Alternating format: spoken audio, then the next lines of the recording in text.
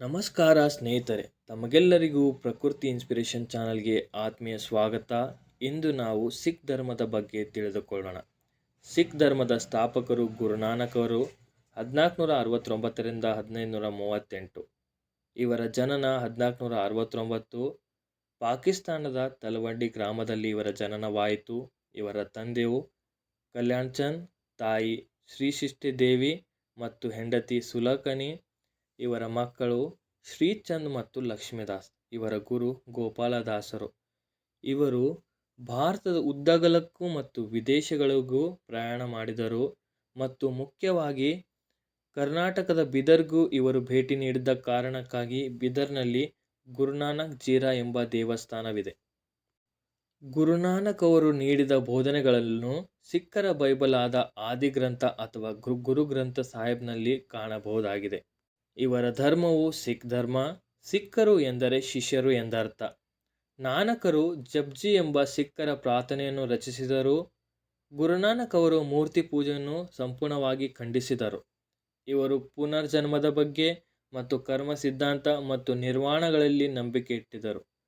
ಗುರುನಾನಕ್ ಅವರ ಪ್ರಮುಖ ಹೇಳಿಕೆ: ಚಕ್ರವರ್ತಿಗಳಿಗೂ ಪ್ರವಾದಿಗಳಿಗೂ ಜನ್ಮ ಕೊಡುವ ಹೆಣ್ಣು ಗಂಡಿಗಿಂತ ಹೇಗೆ ಕೀಳಾಗುತ್ತಾಳೆ?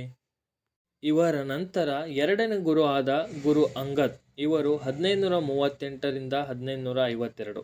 ಇವರು ಸಿಖ್ಖರ ಪವಿತ್ರ ಲಿಪಿ ಆದ ಗುರುಮುಖಿ ಲಿಪಿಯನ್ನು ಕಂಡುಹಿಡಿದವರು.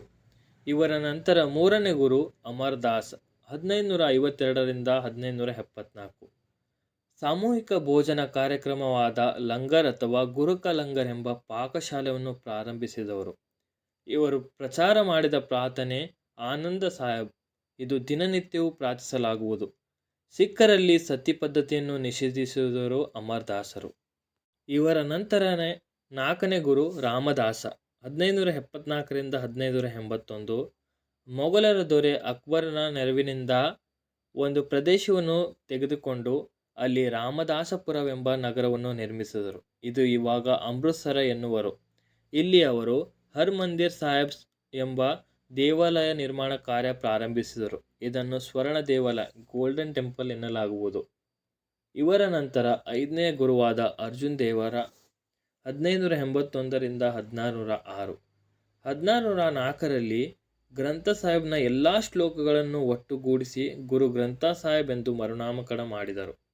ಇವರು ಗುರು ರಾಮದಾಸರು ಪ್ರಾರಂಭಿಸಿದ ಹರ್ ಮಂದಿರ್ ಸಾಹೇಬ್ ದೇವಾಲಯದ ಕಾರ್ಯವನ್ನು ಪೂರ್ಣಗೊಳಿಸಿದರು. ಇವರು ಜಹಾಂಗೀರನಿಂದ 1606 ಹತ್ಯೆಗೊಳಗಾದರು. ಇವರ ನಂತರ ಗುರು ಹರಗೋವಿಂದ 1606 1645. ಮೊಘಲರ ವಿರುದ್ಧ ಸೇಡು ತೀರಿಸಿಕೊಳ್ಳಲು ಸಿಖ್ಖರ ಸೈನಿಕರನ್ನಾಗಿ ಪರಿವರ್ತಿಸಿ ಇವರಿಗೆ ಇದಕ್ಕೋಸ್ಕರ ಸಿಖ್ಖರ ಸೈನಿಕ ಸಂತ ಎನ್ನುವರು. ಇವರ ನಂತರ ಏಳನೇ ಗುರು ಹರರಾಯ 1645 1661. ದಾರಾ ಶಿಕೋಹ್ನೊಂದಿಗೆ ಉತ್ತಮ ಸಂಬಂಧ ಹೊಂದಿದವರು. ಮತ್ತು ಇವರ ನಂತರ ಎಂಟನೇ ಗುರು ಹರಕಿಶನ್ 1661 1664. 5ನೇ ವಯಸ್ಸಿನಲ್ಲಿಯೇ ಸಿಖ್ಖರ ಗುರುವಾದರು. ಸಿಖ್ಖರ ಅತಿ ಕಿರಿಯ ವಯಸ್ಸಿನ ಗುರು ಔರಂಗಜೇಬನು ಇವರನ್ನು ಬಂಧಿಸಿದ ಕಾರಣಕ್ಕಾಗಿ ಇವರು ಸೆರೆಮನೆಯಲ್ಲೇ ತಮ್ಮ 8ನೇ ವಯಸ್ಸಿನಲ್ಲಿ ನಿಧನರಾದರು. ಇವರ ನಂತರ 9ನೇ ಗುರು ತೇಜ್ ಬಹದ್ದೂರ್ 1664 1675. ಆನಂದ್ಪುರ ಎಂಬ ಹೊಸ ಪಟ್ಟಣವನ್ನು ನಿರ್ಮಿಸಿದರು. ಔರಂಗಜೇಬ ಇವರನ್ನು 1675 ಕೊಂದು ಹಾಕಿದ್ದ. ಇವರ ನಂತರ 10ನೇ ಗುರು ಗುರು ಗೋವಿಂದ್ ಸಿಂಗ್ 1675 1708. ಇವರು ಖಾಲ್ಸಾ ಎಂಬ ಸಿಖ್ ಸೈನ್ಯವನ್ನು ಸಂಘಟಿಸಿದರು ಮತ್ತು ಸಿಖ್ ಗುರುಗಳಲ್ಲಿ ಕೊನೆಯವರು. ಗುರುಗಳು ಅನುಕ್ರಮವಾಗಿ ಬರುವ ಪದ್ಧತಿಯನ್ನು ತೆಗೆದುಹಾಕಿ ಗುರುವಿಗಿದ್ದ ಪವಿತ್ರ ಸ್ಥಾನವನ್ನು ಗುರು ಗ್ರಂಥ ಸಾಹೇಬ್ಗೆ ನೀಡಿದರು. ಸಿಖ್ ಧರ್ಮದ ಶಿಸ್ತು ಮತ್ತು ಗುರುತಿನ ಸಂಕೇತಗಳು 5 ಕಕಾರಗಳು: 1 ಕೇಶ, 2 ಕಂಗ, 3 ಕರ, 4 ಕಚ್ಚಾ, 5 ಕಿರ್ಪಾನ್. ಇವೇ 5 ಕಕಾರಗಳು. ಈ ಗುರುಗಳಾದ ನಂತರ ಸಿಖ್ ಧರ್ಮದಲ್ಲಿ ಅನೇಕ ಅರಸರುಗಳ ಆಳ್ವಿಕೆ ಆರಂಭವಾಯಿತು. ಆ ಅರಸರುಗಳಲ್ಲಿ ಯುದ್ಧಗಳು ಆರಂಭವಾದವು. ಅದರಲ್ಲಿ ಆದ ಮುಖ್ಯ ಯುದ್ಧ ಆಂಗ್ಲೋ ಸಿಖ್ ಯುದ್ಧಗಳು.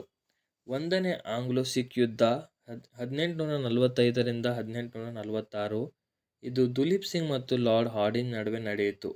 ಇಲ್ಲಿ 1846ರ ಸೋಮ್ರಾಮ್ ಕದನದಲ್ಲಿ ಸಿಖ್ಖರು ಸಂಪೂರ್ಣವಾಗಿ ಸೋತರು ಮತ್ತು 1846ರಲ್ಲಿ ಲಾಹೋರ್ ಒಪ್ಪಂದ ಮಾಡಿಕೊಂಡು ಶಾಂತಿಯನ್ನು ಕಾಪಾಡಿದರು.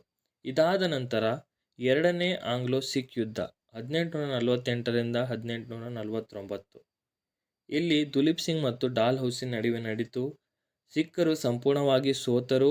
ಪಂಜಾಬ್ ಬ್ರಿಟಿಷರ ವಶವಾಯಿತು ಮತ್ತು ಪಂಜಾಬ್ನಲ್ಲಿ ಸರ್ ಜಾನ್ ಲಾರೆನ್ಸ್ ಪ್ರಥಮ ಬ್ರಿಟಿಷ್ ಕಮಿಷನರ್ ಆಗಿ ಬಂದನು.